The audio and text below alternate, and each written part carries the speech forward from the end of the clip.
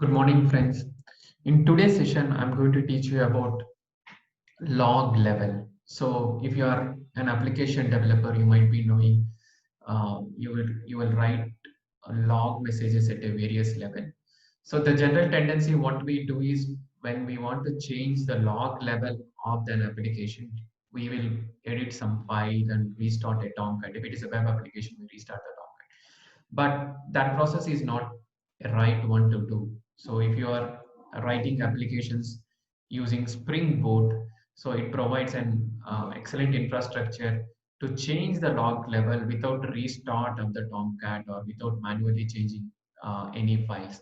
So if you are in this session, I'm going to teach about the logging, various log levels, and stuff. So I'm going to teach you about the basics of logging. What are log levels? Okay, at what level? How do you structure your log message and stuff? If you are familiar with that, just forward the video and watch the Spring Activator service, which is essentially doing this entire dynamic change of log level. You can go through it. Okay, if you are new to this, you can continue watching my video. So in what I'm going to cover here is like basics of logger. Okay, then log levels. I'm going to teach what are the log levels. Then how do you change log level from one level to another level? How do you change? And how without restarting the Tomcat, how can you do that? Spring Actuator, which really does that for monitoring and log changing. We are going to learn it. So let me jump onto the whiteboard. So the first thing what we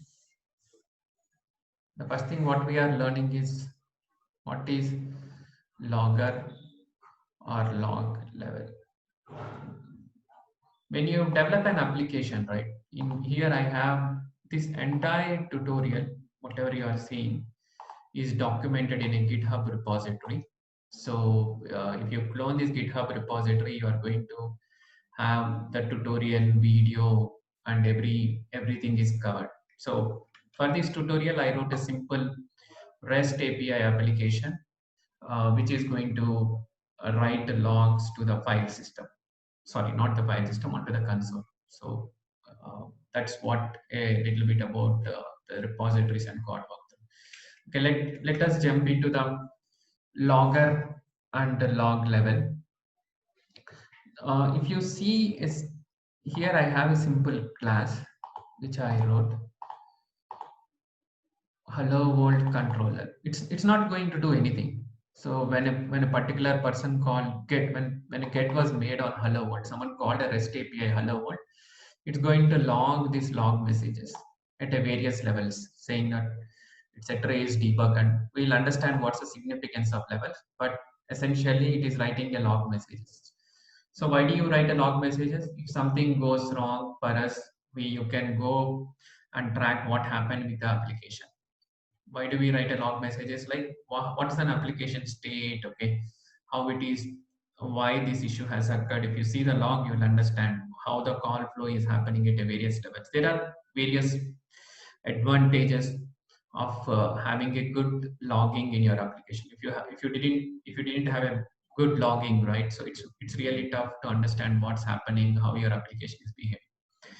So that's the reason we all use logger. Log4j is a uh, Log4j for Java applications is a very good framework for logging. So majority of applications depends upon the Log4j. So we understand what is a logger, which is writing a log messages. And now let us see a log levels. Let you think in a pyramid shape. Okay, so for example, fatal is a very higher level log level. Okay, then next comes, like, let me draw it in a pyramid fashion. Like you have an error, then you have an one, then you have info, then debug, then trace. So level is like where you set your log. So let us think it in this pyramid fashion. Like if you set your application, you want your application to run at a trace level. If you set your application to run at a trace level, then all the log messages from trace to fatal are written. So when you write something at it, when you set it at trace level, you get debug logs, info log, information logs, warn logs, error logs, and fatal logs. Generally, you might be asking a question, okay, what is a trace log? Why do you need to set certain messages at a trace log? For example, I want this message to set it at trace log. Trace is like a very minute, okay, like if you are making a network call, what was happening with that network? You don't care, right? You always care about your application logic. So when you want to see what's network level happening, you generally set the network log messages at a trace level. Debug is like your function. When a call enters into your function, then what operations you do, and when exit how the function is behaving, you put it at a debug level. Info is like the information level, like something has happened on someone called a REST API, something like that. Okay, warn is like you can proceed with the applications, but you want to warn. For example, user gave a wrong date of birth. Okay, you can say that you can log that application logic as a one because your application accepts wrong date of birth as well. So you can just warn it so that you can warn the customer back you're providing invalid data or not a valid data, but we can still proceed. So error is something like your application is not halting, but the condition is like bad. You got a data, you can proceed. Your application uh, cannot give you the result, but it's not going to stop. Your application can still accept further calls from other publishers or other customers. Like if you have a REST API, someone is sending data to you, right? So if the data is bad, you cannot do anything. You say this is error. You return them error, but still your application is not stopping. It is still continue to run. So that is called error. Application still continue to run, but it cannot do anything with the data what user has sent. We'll log that as an error, and we will immediately call the customer or notify him in an email saying that you gave a wrong message. And the fatal is like application dead.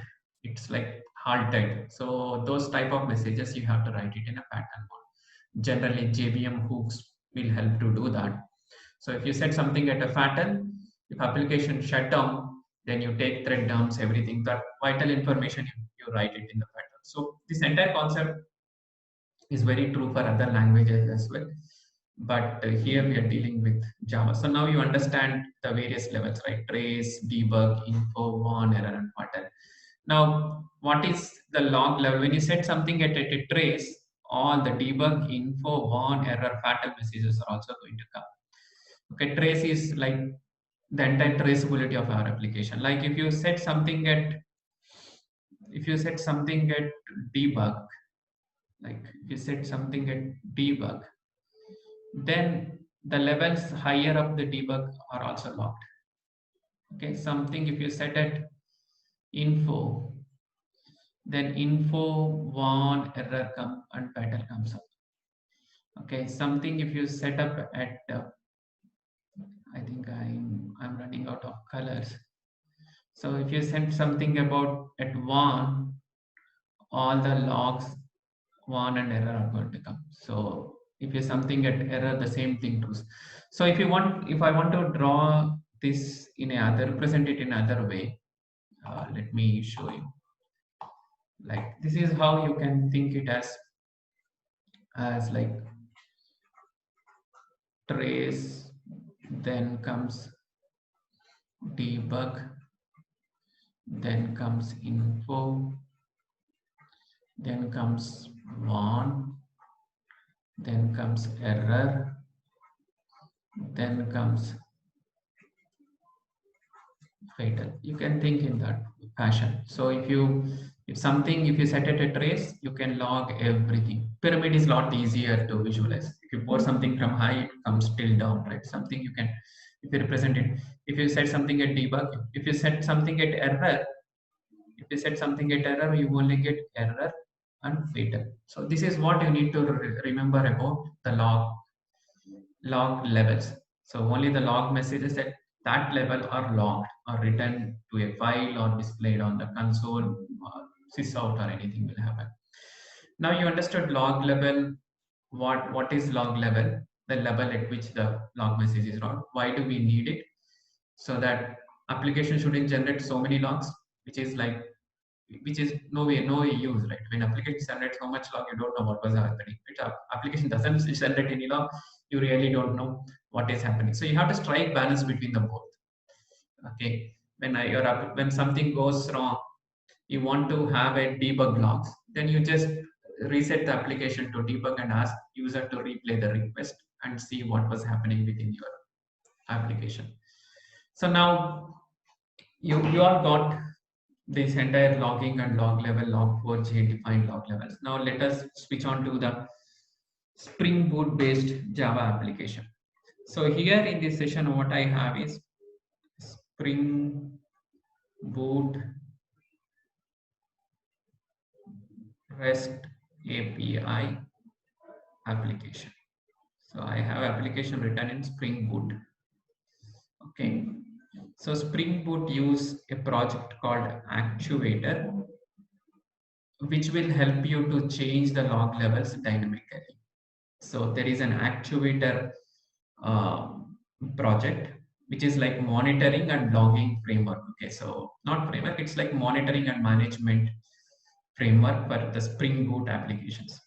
So all I have is a small REST API running, and which I'm going to show you. Now let us jump into the application, the code here. So you can clone my GitHub repository. I'm going to get everything. So I already cloned. The first step, what you want to do is you are going to clean and install to create the necessary jars. So this is a REST API application I was saying, right? You need to generate the necessary jars because I'm not going to store jars in the GitHub. Java jar target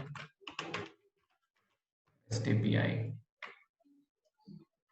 jar. So I'm running the REST API application, which is nothing but here. Okay, this is the REST API application, which where it says hello world logger and server port 8080. So if you want to access this REST API, right, very simple. Go into the local host 8080 hello. So it's a simple REST API. It says hello world. When you say hello world, it says hello world and it gives you the port number on which it is running. So that doesn't matter much to you. So what you need to understand here is like when someone called hello world, what are the information it is going to be logged, what you are going to see it on the screen. So let me see, like you're going to see three log messages, right? Info, warn, and error. Someone called this, you are getting info, warn, and error, but why not debug and trace? Why these two log messages are not coming? Okay, why you got only at info, warn, and error? The reason for this is like the log level. So I was saying you to write the log level. When you go to my previous one, the log level is set at info. So the log level is set at info so that you're getting info, warn, error. So you're getting info, warn, and error. So that's the reason you're going to set at 3 level. So that's the reason you're going to see only these three log messages. How do you know that what is the log level my application is set? The Spring Boot application is set. So that we are going to use the REST API. With the REST API, you're going to know what log level your application is. So simple way is like, let us call the REST API and find out the log level.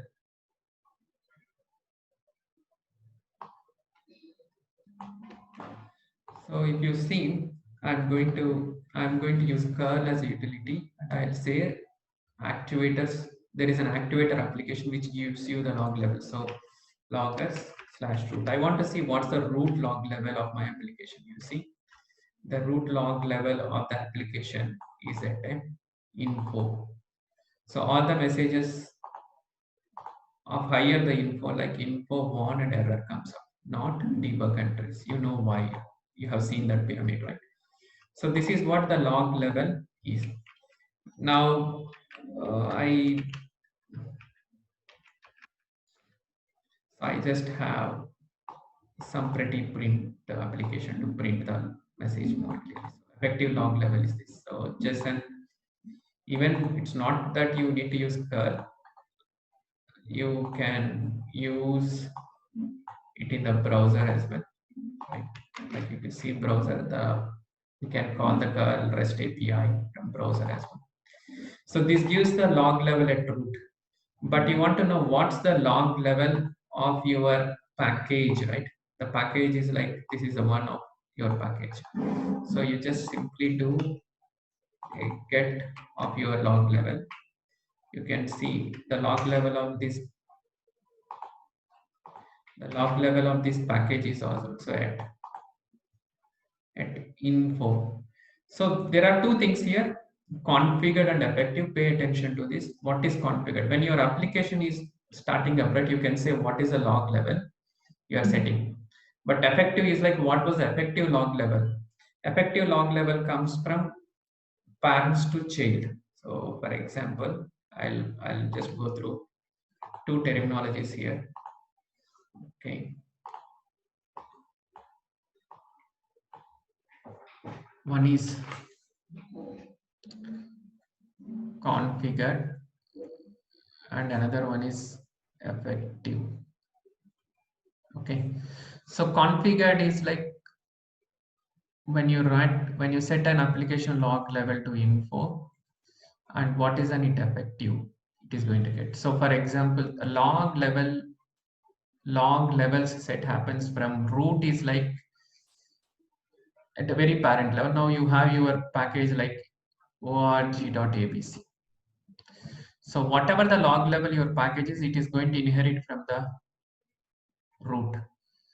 So if root has at a error, your package is also going to inherit from it, but you can still override at a child. So effective is if you are effectively overriding it, its effectiveness comes. So for example, the root is at error, so that org.demo will also get error because it inherits from root, right? From root log level it inherits. But if you want to change this to debug, you want to see only these messages in debug, not every message is in debug, you can still override. Okay. So what I'm trying to say is when a child inherits from parent, okay, the child can override its log level. So it need not honor what it is getting from parent. So that is what you have to remember. Childs can override the log levels that are getting it from parent.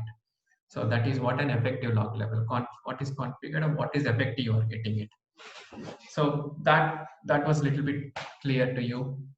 Now let us see what is the effective log level for the package org dot this the REST API. So you see, instead of root, you just pass. Now you can see that the effective log level is info. Let us do one thing. We change the log level of our package. So it is getting as a info from parent, right? I don't want info, I want it as a trace. So the simple way is like I have a Postman script. Okay, so you have to do a HTTP post. Either you can do using curl or you can use Postman. There is a document which cover both the approaches. The Postman scripts were also available for you. You can just import and play with it. Okay, so this is how you do a HTTP post to the REST API actuator, and I'm setting it to a trace level. So let me do this. I'm sending it. Here you can see that 204. 204 means success. 200 success. 204 means server accepted your request. So, and it is going to act upon your request. Now the log level is changed to trace. Now let us check what's the log level our REST API is having. So our REST API is having at the trace. So you configured it to be traced by REST API, and the effective also it got it as a trace. Okay, because the childs can override the log levels of the parents. So let us see what's the log level of root. Any guess here? It will be at info. The reason is we didn't change for the root, right? We changed only for child. If you understand, once again draw root and child org.edu.army, something like that. This is at info and this is at trace.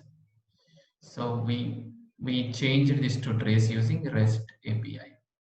The REST API, we changed its level from info to trace. Okay, that is what I did using the REST API. So now let us make the call. Let us make a get call on hello world. What is going to happen? So now hello world. If you see the console, you can see the log levels that from trace to error, all the messages are coming. So it came from trace to error, because when you set it to trace, all the higher log levels are also going to come. Now let me change the log level from trace to error. What's going to happen? You are going to get only error. So I change to trace. I change the log level to error for my package. And once again, I'm making the curl command and see the screen. So here you can see you're going to get only the error log messages. I didn't have fatal, I think, in my code. Yeah, I didn't have fatal. So if there is a fatal, fatal also comes up. So I set it error, I'm going to get error, not the trace info debugger one. So we change the log level without restart of Tomcat. This is dynamic during a runtime. So what I need to cover, yeah, I covered anything. How do you enable it? Okay, every part is covered. I'll walk you through the code walkthrough so that you will understand the Spring Boot application. The main important thing is like you need to enable, you need to have an actuator dependency for your Spring Boot. So set this dependency actuator. Okay, second thing is like you need to enable this. So this is called management. Actuator is like a managing your application.